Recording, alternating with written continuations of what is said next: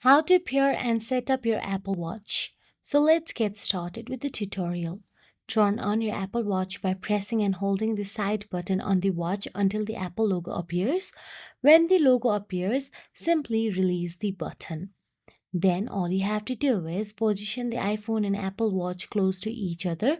Pairing an Apple Watch to an iPhone uses Bluetooth, so the devices must be near each other for the connection to work. On your iPhone, open the Apple Watch app and select Start Pairing. When the iPhone and Apple Watch detect each other, a swirling animation appears on the Apple Watch screen. A frame appears on the iPhone screen. Move the iPhone so that the Apple Watch appears in the frame on the iPhone. When the iPhone locks onto the watch, you will move automatically to the next step. After pairing your iPhone and Apple Watch, choose one of two options.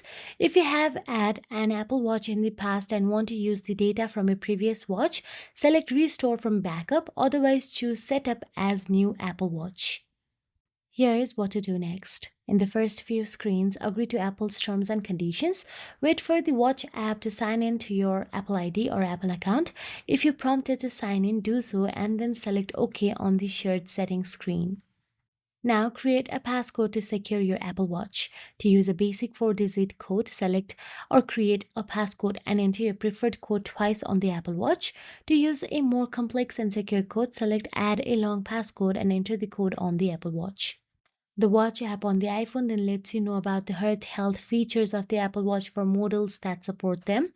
There is nothing to do on this screen other than choose continue. All of the heart health features are used only on the watch after setup.